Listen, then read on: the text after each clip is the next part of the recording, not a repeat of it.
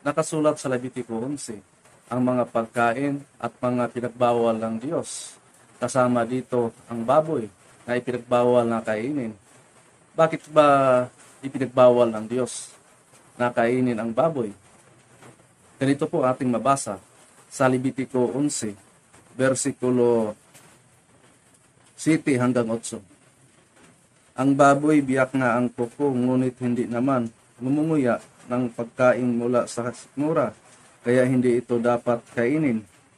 Huwag kayong kakain ng karne ni ihipok man ng bangkay ng mga hayop na ito, marumi ito para sa inyo.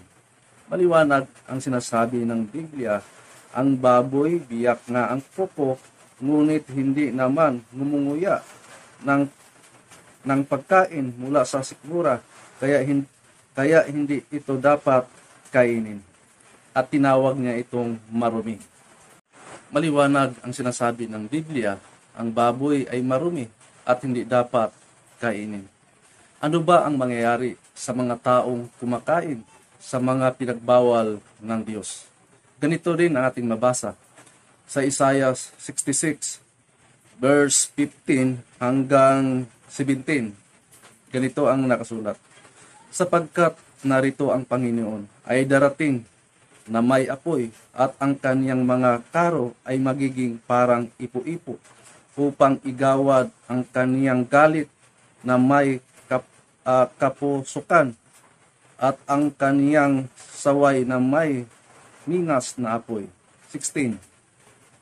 Sapagkat sa pamagitan ng apoy makikipagpunyagi ang Panginoon at sa pamagitan ng kaniyang tabak sa lahat ng mga tao at mga mapapatay ng Panginoon ay magiging marami. Verse 17.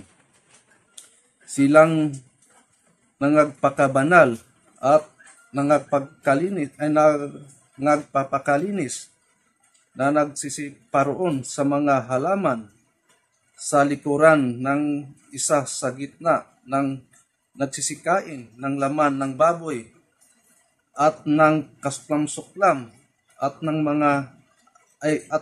daga, sila'y darating sa isang wakas na magkasama, sabi ng Panginoon. Maliwanag ang sinasabi ng Biblia. Ang lahat ng kumakain na sa mga karumal-dumal ang ipinagbawal ng Diyos na hindi dapat kainin, ay darating sila sa wakas, sabi ng Panginoon.